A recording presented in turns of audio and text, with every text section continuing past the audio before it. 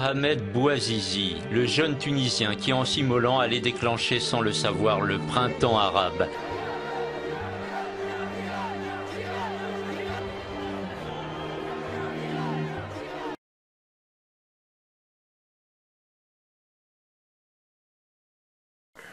Bien, je viens de publier un nouvel ouvrage qui a pour titre « Printemps arabe », Histoire d'une tragique illusion, livre qui est consacré exclusivement à l'Afrique du Nord, c'est-à-dire aux 5 pays du Maghreb et du Machrek, c'est-à-dire Maroc, Algérie, Tunisie, Libye et Égypte.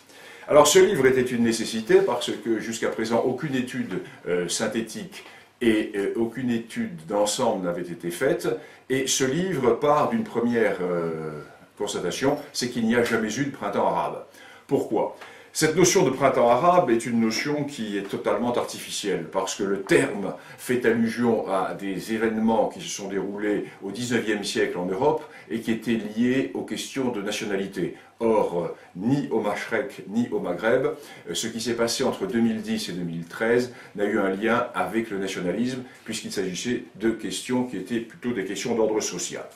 Deuxièmement, le printemps arabe est une notion qui ne veut rien dire parce que les journalistes et les hommes politiques ont confondu monde arabe et monde musulman. Or, tout le monde arabe n'est pas musulman et tous les musulmans ne sont pas arabes, notamment en Afrique du Nord, où nous savons que le fond de la population, le fond ancien de la population, est un fond berbère. Et troisièmement, il n'y a pas eu de printemps arabe, tout simplement parce que dans cette grande Afrique du Nord, sur les 5 pays, seuls 3 ont été touchés. Le Maroc et l'Algérie n'ont pas été concernés, nous en parlerons tout à l'heure. Quant aux 3 autres, eh bien, ils ne peuvent pas être groupés dans la même définition. En effet, la Libye n'a pas connu une révolte démocratique, la Libye a connu une guerre civile entre 2 régions, la Tripolitaine et la Cyrénaïque. Et finalement, la Cyrénaïque l'a emporté sur la Tripolitaine en raison de l'intervention franco-otanienne. Donc ce n'est pas une revendication démocratique. Restent donc 2 pays, l'Égypte et la Tunisie. Là, il y eut effectivement 2 révolutions.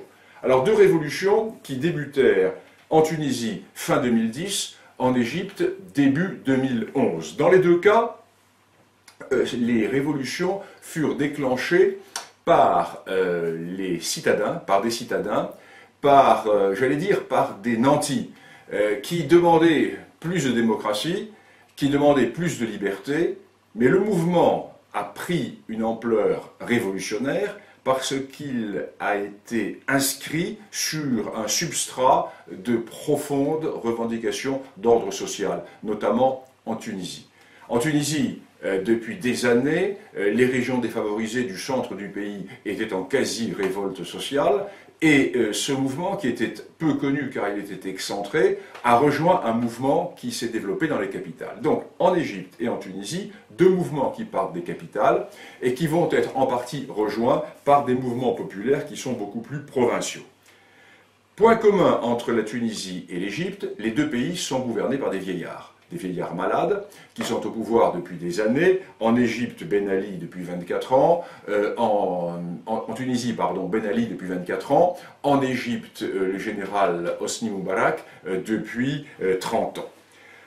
Autre point commun, dans les 2 pays, des nomenclaturas qui gravitaient autour des présidents, essentiellement la belle famille, du côté du président Ben Ali, la famille Trabelsi, et du côté du président Moubarak, sa femme et les gendres, qui faisait que, pour l'opinion, il y avait véritablement une mise en coupe réglée des 2 pays. Quatrième point commun entre l'Égypte et la Tunisie, la rapidité du phénomène. Les 2 pouvoirs s'effondrent sur eux-mêmes, en quelques jours, en quelques semaines. En Tunisie, par exemple, les troubles débutent le 17 décembre 2010, et le président Ben Ali est mis dans un avion le 14 janvier 2011. En Égypte, le mouvement débute le 25 janvier 2011 et le président Moubarak est mis dans sa résidence secondaire de la mer Rouge quelques jours plus tard, le 11 février. Dernier point commun, enfin, entre ces 2 révolutions égyptiennes et tunisiennes, dans les 2 cas, les régimes furent trahis par l'état-major. Le haut état-major qui abandonna les gouvernants et qui passa à la révolution.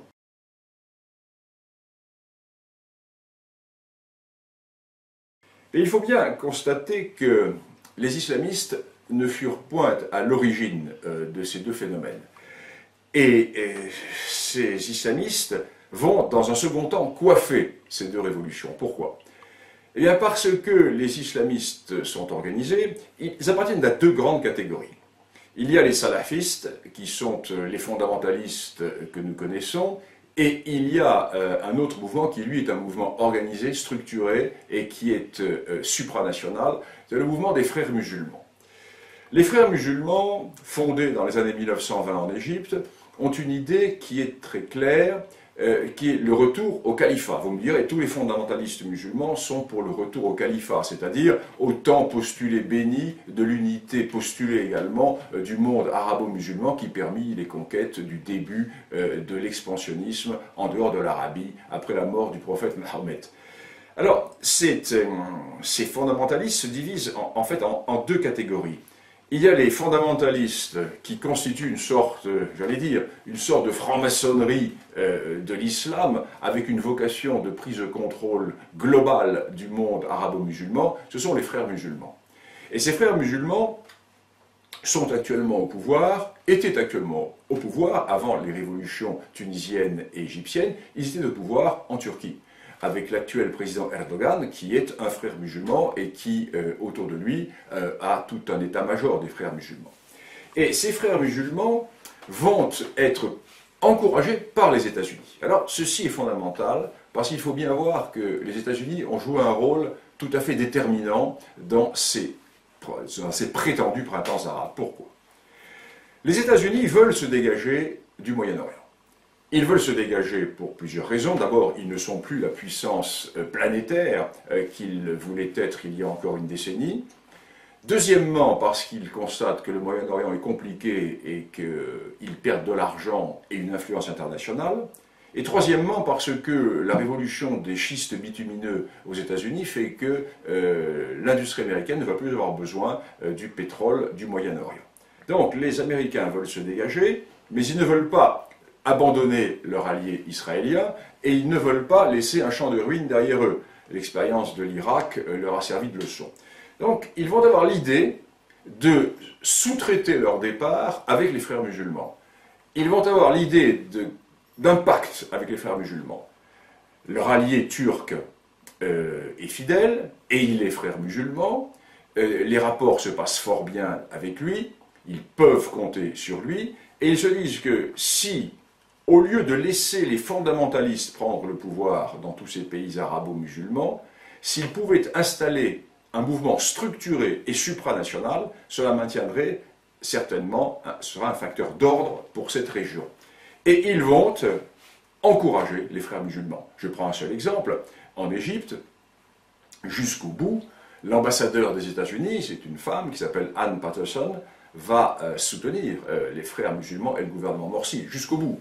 Ce qui fait que la rue égyptienne libérale et pro-occidentale et pro-américaine qui luttait contre le président Morsi au nom des valeurs américaines, va se retourner contre les Américains, car elle va se rendre compte que les Américains soutiennent leurs pires ennemis. Donc il y a une redistribution des cartes tout à fait intéressante qui se produit dans ces pays. Donc je reviens à ce que je disais au départ, les islamistes ne sont pas à l'origine de ces événements, mais ils vont les coiffer. Et ils vont les coiffer de deux manières différentes. En Tunisie, ils ne remportent pas la majorité absolue, donc ils sont obligés de constituer une coalition. Et au sein de cette coalition, deux partis qui vont constituer les idiots utiles, les porteurs de valises des islamistes, vont être petit à petit phagocytés. Et nous allons voir tout à l'heure dans la suite de cet entretien comment les islamistes vont essayer de peser sur les rapports de force pour imposer la constitution islamique tournant autour de la charia. En Égypte, la situation fut différente parce que les islamistes, les frères musulmans, bénéficièrent d'un tel soutien électoral qu'ils crurent qu'ils allaient pouvoir tout faire et tout faire rapidement. Ils n'avaient pas vu une chose, c'est que l'armée, qui les combat depuis plus de 60 ans, parce que entre l'armée égyptienne et les frères musulmans, la guerre est ouverte depuis plus de 60 ans. Les frères musulmans avaient été étrillés, avaient été pourchassés, avaient été réduits à néant par cette immense figure politique égyptienne qui était le colonel Nasser. وحلت الأحزاب واصطدمنا مع حزب الإخوان المسلمين وأعلنوا الحرب علينا وأطلقوا عليها الرصاص في سنة 54 يوم 26 أكتوبر في اسكندرية وبدأ صراع واعتقل أعضاء الإرهاب في حزب الإخوان المسلمين. طبعا اعتقلوا واعتقلنا أيضا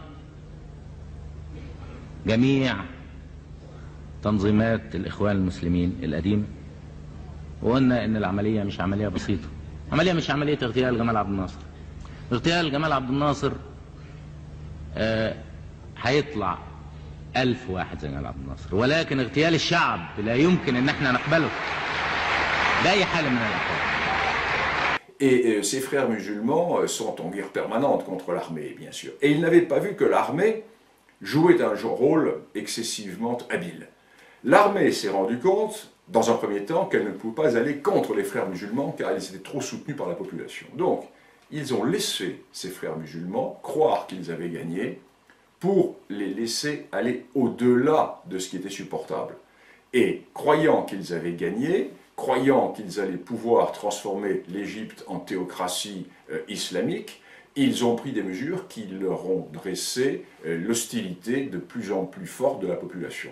Et l'armée a attendu le moment précis où la foule majoritairement anti-frères musulmans leur a demandé de prendre le pouvoir. Alors le paradoxe, c'est que les mêmes qui avaient lutté contre Moubarak au nom de la démocratie et contre le pouvoir militaire, sont venus chercher d'autres militaires pour les protéger des islamistes qu'ils avaient mis au pouvoir quelques semaines auparavant. La situation est donc très claire. Dans les deux pays, les islamistes arrivent au pouvoir. En Égypte, il y a un contre-pouvoir qui est l'armée. En Tunisie, il n'y a pas de contre-pouvoir. Ce qui fait que le parti Ennahda, qui face à lui n'a pas l'armée, mais à des oppositions politiques, va jouer une toute autre tactique.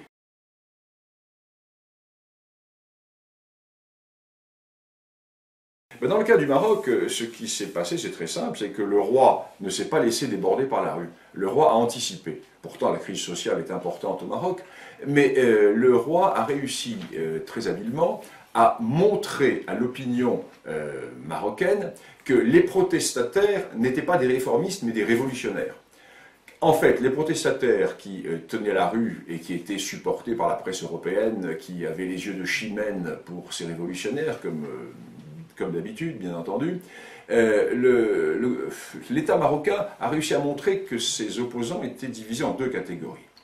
Les fondamentalistes musulmans qui luttaient contre la notion même de commandeur des croyants, l'idée pour eux étant que doit gouverner le monde musulman, doit gouverner la Houma, le meilleur d'entre les croyants, et non pas le descendant d'une dynastie.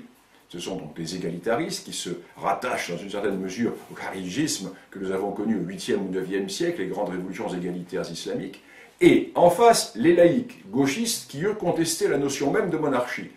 Ce qui fait que le mouvement qui agita la rue au Maroc est apparu très vite aux yeux des Marocains, non pas comme un mouvement réformiste, mais comme un mouvement profondément révolutionnaire, qui voulait s'appeler de base même de l'État marocain, la notion de commandeur des croyants et la réalité de la monarchie, de l'institution monarchique. Donc le mouvement n'a pas eu de suite, il s'est effondré lui-même, et lors du référendum de l'été 2012, ce courant est bien apparu pour ce qu'il était, représentant 1 à 2% de l'opinion marocaine.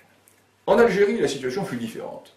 En Algérie, tout était réuni pour une explosion de type égyptien. crise économique, crise démographique, chômage des jeunes, misère sociale, nomenclatura satrapique, État mis en coupe réglé par les clans issus du grand partage du pouvoir à la suite de l'indépendance en 1962, problème kabyle, berbéro-kabyle, tous les ingrédients étaient réunis. Or, l'Algérie n'a pas bougé. Pourquoi? Eh bien pour trois raisons. D'abord, parce que les troubles en Algérie sont permanents. Les révoltes sociales sont permanentes. Il y a tous les jours des mouvements sociaux, et des mouvements sociaux qui peuvent être plus ou moins graves. Mais ces mouvements sociaux ne coagulent pas. Ils ne sont pas engerbés par une force révolutionnaire pour plusieurs raisons. La première est que lorsque les Algériens manifestent, ils ne manifestent pas contre l'État. Ils veulent plus d'État. Ils manifestent pour avoir encore plus d'aide. Ce sont des assistés.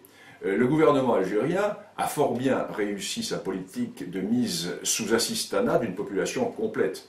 Le gouvernement algérien est riche, l'État algérien est très riche, grâce à ses revenus tirés du pétrole et du gaz, et ces revenus n'ont pas été utilisés pour développer le pays. Ces revenus ont été utilisés, un, pour acheter les clans qui se partagent la richesse nationale, et deux, pour calmer l'agitation sociale. Donc, il y a suffisamment d'argent en réserve pour que, à chaque mouvement social, l'État puisse donner de l'argent à ceux qui bougent, et ces gens sont placés véritablement dans une situation de dépendance. Deuxième raison, il y a eu un printemps en Algérie, mais dans les années 1980, et ce fut le printemps dit berbère. Et ce printemps a laissé des souvenirs difficiles, car il fut écrasé par les autorités algériennes, ce qui fait qu'il y a une grande partie de la population, qui a une révolte sous-jacente, mais qui ne veut pas l'exprimer. Et puis l'événement peut-être le plus important, c'est ce qui s'est passé dans les années 1990. J'allais dire que les Algériens sont vaccinés contre la démocratie. Parce que l'expérience démocratique des années 1990 a abouti à une épouvantable guerre civile, entre 100 et 150 000 morts, dans des conditions épouvantables de massacres, d'égorgements, d'éventration de femmes enceintes, de bébés, la tête écrasée sur les murs, de gens décapités, émasculés, les yeux crevés, avec toute la fureur de cette guerre religieuse. Et tout ceci découlait de la tentative démocratique. En effet, sur la pression des Occidentaux, les Algériens, l'État algérien a voulu démocratiser. Et cette démocratisation s'est faite au profit des islamistes. Au profit des islamistes qui constituent la seule force organisée et qui ont montré qu'ils allaient gagner les élections. Et entre les deux tours des élections législatives, qui allaient faire de l'Algérie une république islamique, l'armée a pris le pouvoir. Vous allez me dire, nous sommes dans une situation qui ressemble à celle de l'Égypte. Oui, oui, avec une différence, c'est que l'Égypte n'a pas encore basculé dans la guerre civile, parce que l'Algérie a immédiatement basculé dans la guerre civile. Et la guerre civile a duré plus de 10 ans. Cette guerre civile a été atroce, je vous l'ai dit, et les Algériens n'ont pas du tout envie de recommencer une expérience démocratique. Donc ces trois raisons font que, raison économique, raison politique et raison sécuritaire, ces trois raisons font que les Algériens se sont tenus à l'écart de ce prétendu printemps arabe.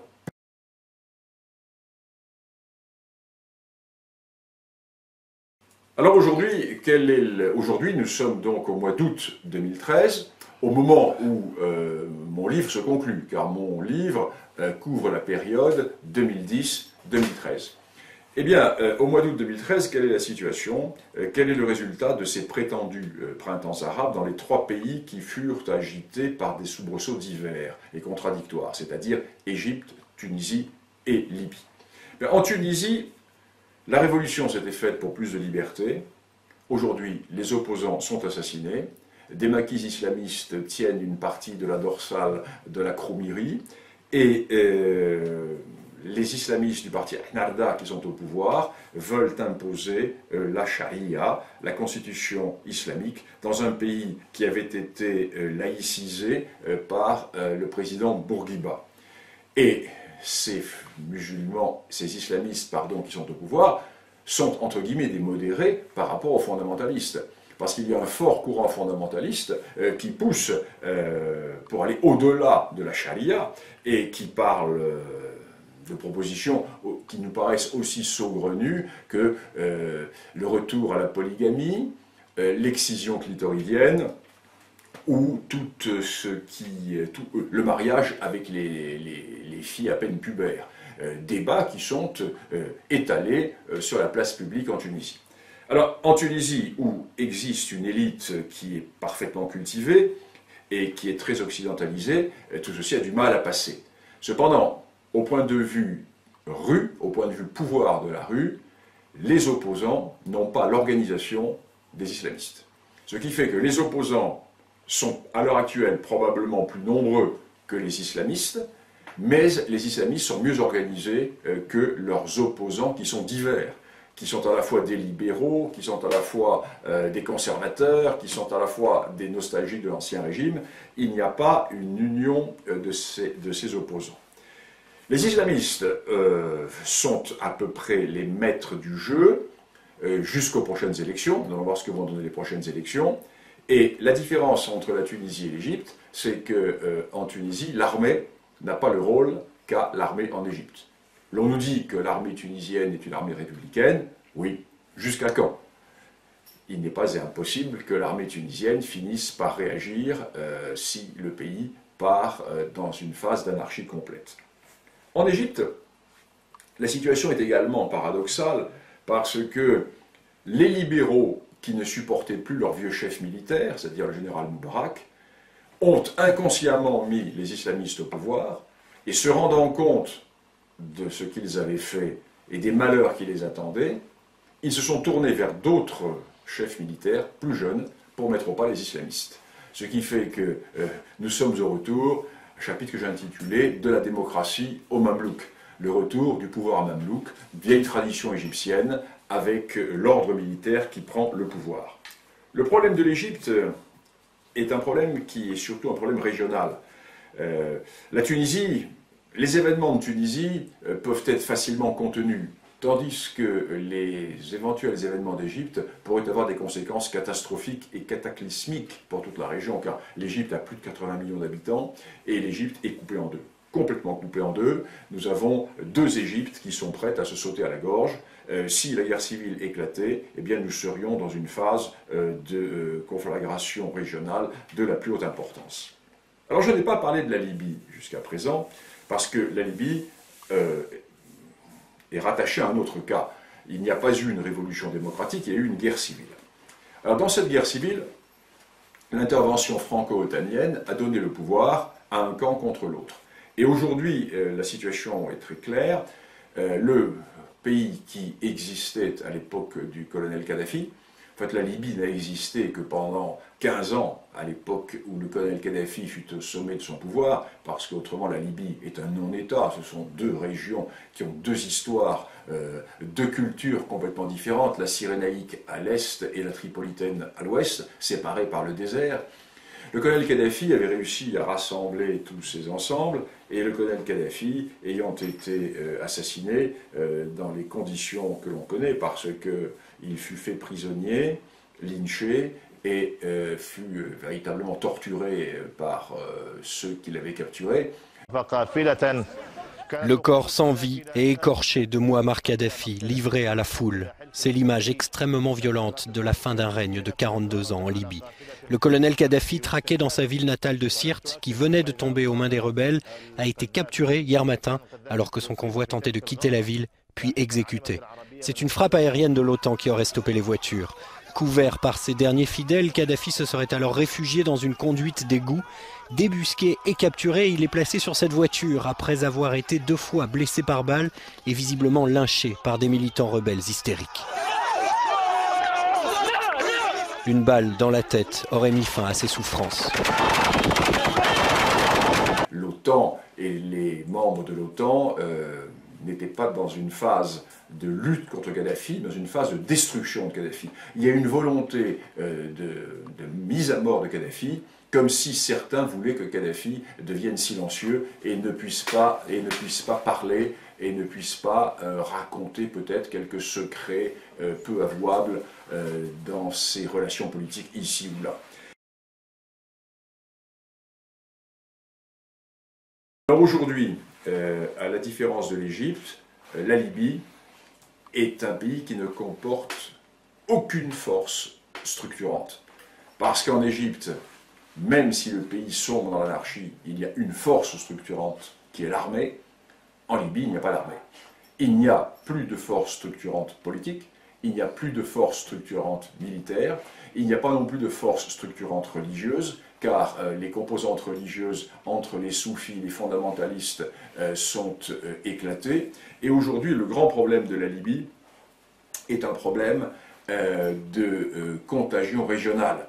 La Libye de Kadhafi était tournée vers le sud, la Libye de Kadhafi était tournée vers l'Afrique noire, et aujourd'hui la Libye qui est la nouvelle Libye issue de la guerre franco-otanienne, la nouvelle Libye est tournée vers le monde méditerranéen, elle se méfie des Noirs, les Noirs se font d'ailleurs massacrer en Libye.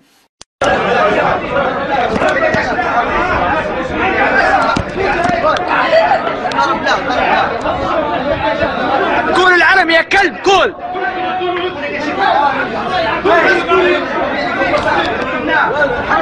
الله اكبر شريف الله اكبر الله اكبر قول العلم يا كلب قول تعال انت تعال اقرب شيء يا كلب اقرب قول العلم قول العلم قول يا موسخ يا دواغي يا كلب يا موسخ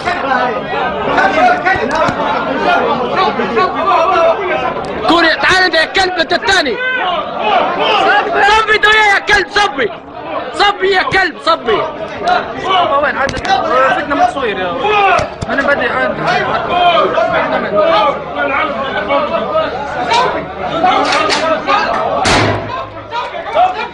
صبي يا كلب صبي دويا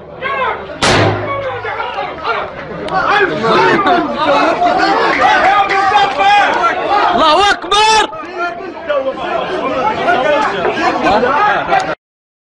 Et cette Libye a abandonné son sud, a abandonné sa région désertique, son immensité saharienne, et cette immensité saharienne devient aujourd'hui ce que l'on peut appeler un véritable Libistan, c'est-à-dire une zone qui est devenue un nouveau sanctuaire pour les djihadistes qui font sentir leurs actions dans toute la région. L'intervention française au Mali a chassé ces islamistes de la région des Ifora, et aujourd'hui ils sont dans le sud de la Libye, et là ils sont prêts à intervenir ici ou là.